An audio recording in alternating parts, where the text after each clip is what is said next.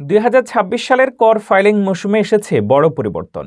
President ট্রাম্পের নতুন কর ও ব্যয় কাট বিল অনুযায়ী অনেক নতুন নিয়ম কার্যকর হয়েছে। শিশুকর ক্রেডিট এবার $২,০০০ থেকে বৃদ্ধি পেয়ে $২,২০০ হয়েছে, যা পরিবারগুলোর জন্য আর্থিক সুবিধা বাড়াবে।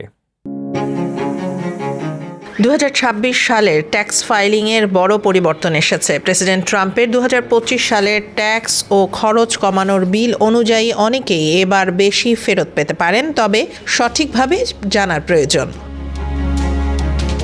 প্রথমত, টিপসের ওপর কোনো ট্যাক্স নেই। ২০২৫ থেকে ২০২৮ সাল পর্যন্ত বছরে সর্বোচ্চ $২৫,০০০ টিপস করমুক্ত, তবে যাদের আয় $1,50,০০০ বেশি তারা সীমিত সুবিধা পাবেন। এছাড়াও টিপস অবশ্যই ট্রেজারির নির্দিষ্ট যোগ্য পেশায় হতে হবে।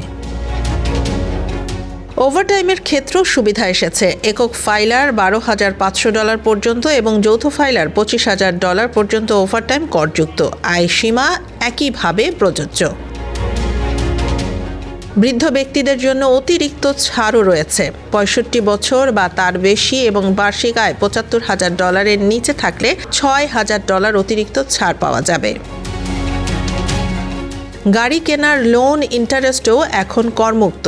যোগ্য গাড়ি কেনার জন্য প্রদত্ত লোনের সুদ ২০২৫ থেকে ২০২৮ পর্যন্ত $১০,০০০ পর্যন্ত কাটছাঁট করা যাবে।